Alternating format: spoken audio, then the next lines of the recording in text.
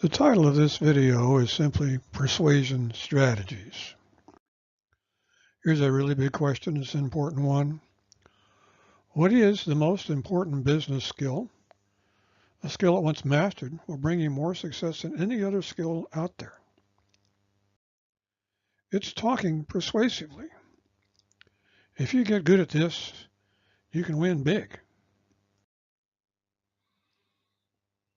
You want this. The ability to prepare and present yourself to anyone in a credible, powerful, irresistible, simply awesome manner that cannot be overlooked or forgotten. So what about persuasion? Well, that is the ability to persuade people, and it is priceless. Yes.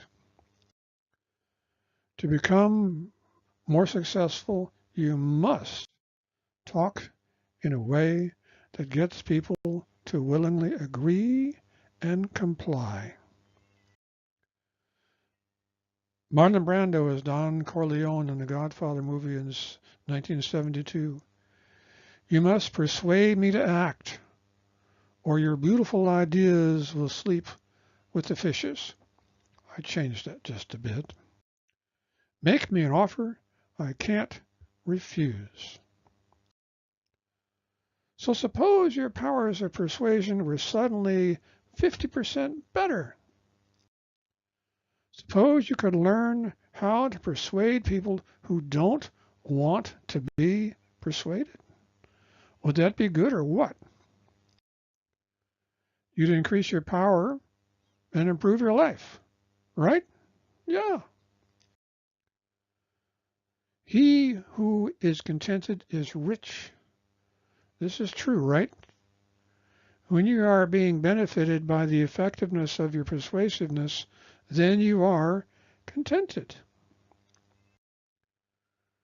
Let's see how persuasive you think you might be. Suppose you were given the assignment to persuade the parents of this little girl to let her get a dog.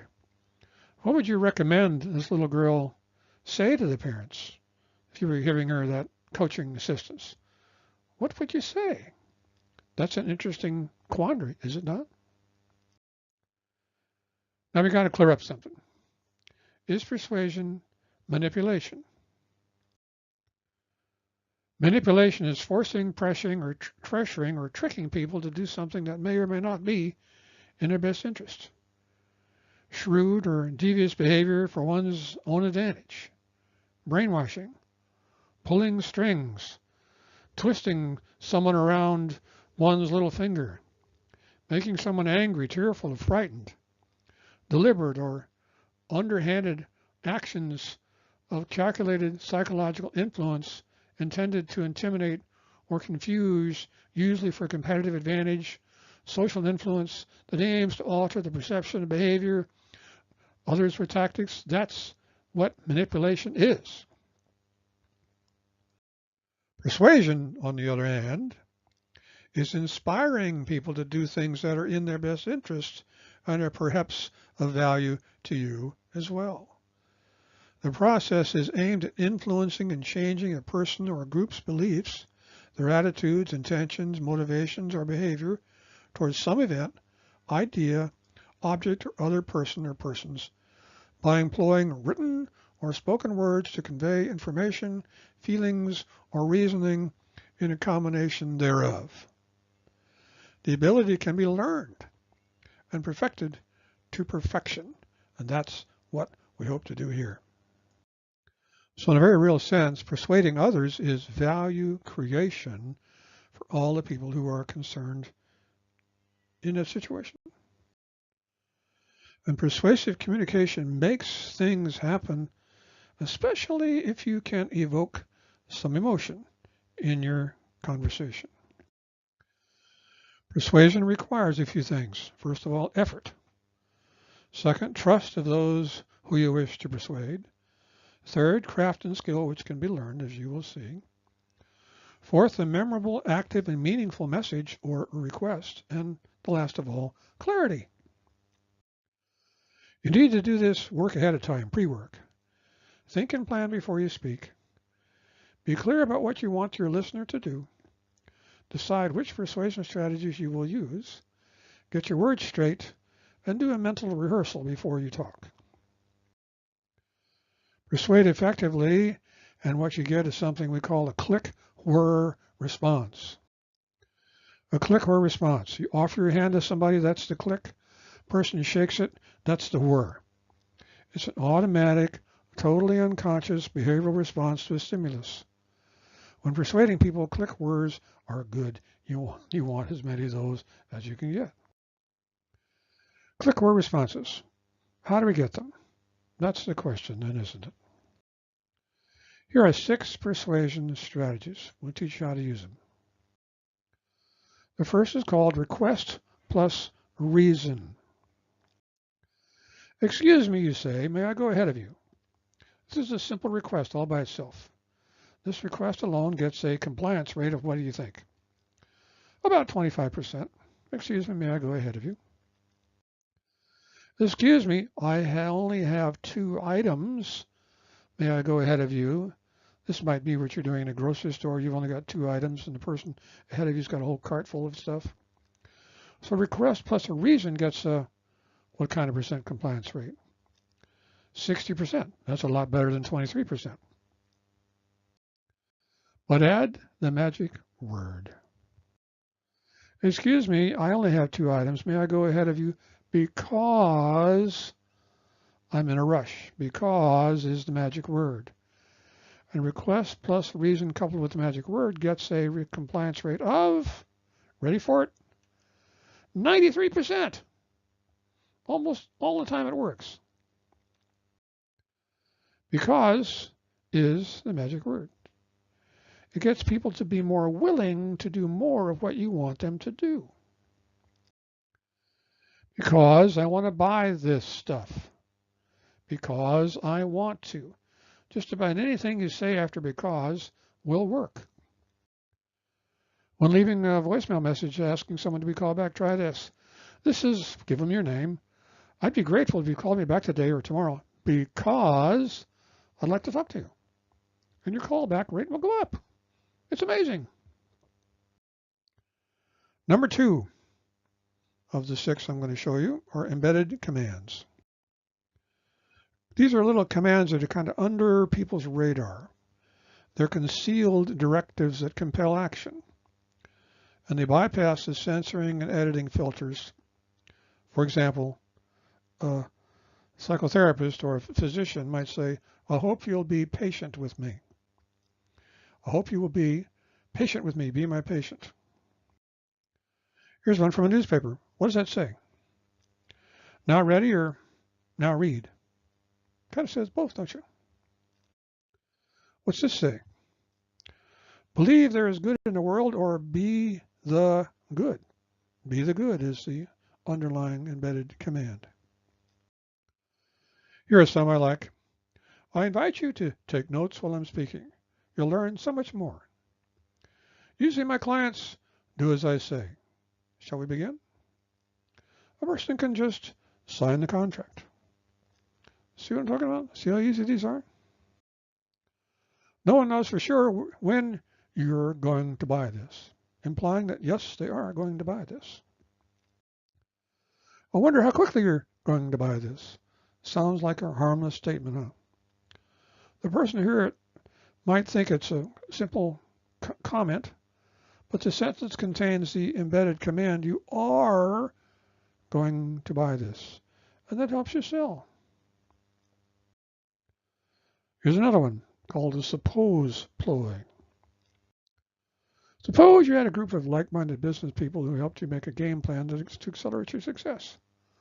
What if that worked and you started making more money and your life got much better? Wouldn't that be terrific? Well, yeah. Words like suppose, imagine, and what if let you paint pictures of how things could be made better and how problems can be solved. These words project your listener into a desirable future place. Imagine we've talked, and you've heard me outline my approach to whatever it might be. And without a doubt, it's a perfect fit for what you want. It's your dream. Now, tell me what would happen next. Do you think you might use this if you were selling real estate or cleaning services or accounting, bookkeeping services, whatever that might be? Sure it would. Here's another one, number 4. Any good reason question. 3 sales examples. Is there any good reason why we don't have your business policy along with your home insurance policy? Is there any good reason to avoid having a small ad just to see what might happen? Is there any good reason to refuse taking a test drive right now? Now, when you get a no answer to any of these any good reason question, that's a yes, isn't it? Yeah, there is no reason to refuse taking a test drive right now. So they go ahead and do it. Here's another one. But you are free. Research studies involved 22,000 participants found the but you are free technique to double the chances that someone would say yes to a request. Double it. And it's a devastating, easy strategy to put into action. You simply remind the people you're talking to that they are free to make a decision on the subject you're discussing. And they will be more disposed to agree with you when you remind them of that. You're free to take the test drive or not. You're free to buy this or not. And they will take the test drive or buy from you twice as often. Twice as often. Here's the last one of the 6. It's working for others. Pointing out that a particular product, service, or strategy is being used by a lot of other people can seal the deal. Well, a lot of other people are doing this, implying you might want to do it yourself. So here are the 6 strategies: request plus reason and the magic word, which is because. Embedded commands under the radar. The suppose ploy with imagine, suppose, what if. Any good reason question, which a no answer is actually a yes answer. But you are free, giving them that option to remind them that they are free to choose, and that kind of doubles their reason, doubles the chance they will buy from you or agree to you. And it's working for others. So which of the 6 persuasion strategies work for you? You have to decide that. And why do you think that would work better than the others? It's a good idea to think that through before you start using these things. Now, here's the most important part about all this so far. Persuasive skills can only be mastered by engaging in something called deliberate practice. Well, what is that? What is deliberate practice? It was invented by this guy, professor of psychology, Florida State University, Dr. Anders Ericsson. Deliberate practice. Smart dude, smart dude. Here's the definition. It's an activity that is explicitly intended to improve performance, that reaches for objectives just beyond your current level of competence, that provides feedback on results, that involves high levels of repetition and then some more repetition. The legendary cellist Pablo Casals was once interviewed by comedian George Carlin, one of my favorite human beings.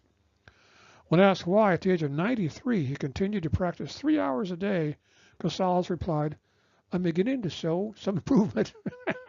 I'm beginning to show some improvement. Yeah, he's getting better at it. Now here's an example from the game of golf. Simply hitting a bucket of balls is not deliberate practice. But hitting an 8-iron 300 times with the goal of leaving the ball within 10 feet of the pin 80% of the time, while continually observing your results and continuing to make adjustments, and doing that for hours every day, that is deliberate practice. That will help you get better at the game of golf. Here's an example from sales. Simply trying a new approach is not deliberate practice. But trying a new approach with the goal of closing deals 80% of the time, while continually observing your results, continually making minor adjustments, and doing that day after day until you get better and better at it, that is deliberate practice. In other words, you take a complex thing, break it down into simple little pieces, and practice the pieces over and over and over again until you get better results. Deliberate practice. Any behavior you want to master, check on it, do it, whatever it might be. Now for my best advice. To master persuasion, engage in deliberate practice, mental rehearsal, and physical rehearsal, and role play. If you do all those things, you will definitely get better at using persuasive techniques. But there's one last thing. When using these 6 strategies to sell stuff to people, remember to persuade the persuadable. I mean, here's this dude. He might be hard to sell to. He's saying, okay, he's not saying that, but he's giving me that look. And he's got his arms crossed in front of me. He's saying, persuade me. So hit the easy button. Do your homework. Think about what you're doing ahead of time. Think about who you're talking to. Then contact or attract those who are likely to accept your offers. Create the right context. Invite people interested in mobile homes to a program on how to buy mobile homes. Yeah, but that's the right context. Then talk to people who are at least interested. Speak in their language, not yours. If they're college professors, speak in big words. If they're people who just learning English, speak in small little words. Evoke emotion as much as you can. Talk about them, not yourself. Ask what's important to them. Ask about money, love, and health. Those are things that are often important to people. Make a courtesy call. Interact with prospects a couple of times. First time, just to build rapport, get acquainted. Second time, to ask your selling questions and make offers and close the deal. It's a courtesy call. Always remember, success in anything as a consequence of your behavior, the things you say and the things you do. Success in life is all about behavior. So you need to do some work about this, as I said earlier. You got to think ahead about this stuff. And you think of what an answer might be to some of these following questions I'll ask you. Like, who is it that you want to persuade? By category or type of people, who must you persuade? Write an answer to that question before you get too carried away with this stuff. Think ahead. And what do you want them to do for you? You want them to buy from you? You want them to refer to you? You want them to accept your offer? How about just listening? What exactly? Write an answer to that. It's a good idea to write things down. It's got to be a mutually beneficial situation or you won't get much. So how will that benefit both them and you when you persuade them? So which of these 6 persuasion strategies do you want to use? Review them. You have a copy here. Somewhere in your head is the perfect thing to say to get people to do more of what you want. Let's pretend that you're about to talk to an ideal prospect for what you want to sell. Okay? And what you want that person to give you is their individual, undivided attention. List the persuasion strategies you might use and write down what you might say. Practice, practice, practice. Okay? In other words, to wrap this up, to be more persuasive, the number one thing that you must do is what? Write that down. Write that down. My answer is to engage in deliberate practice and to master the use of these 6 strategies. But that's my answer. Hopefully your answer is the same. And remember to always do what works because then you can win. Otherwise you're settling for less, and we don't want you to do that. So there you have it, and thank you for listening. And of course, we are a Mastermind Alliance, and should you want to review this again, you have it. You can do anything you want to, anytime you want to. If you want to talk to me about it, give me a call. You know my name and number. Thanks again. Bye.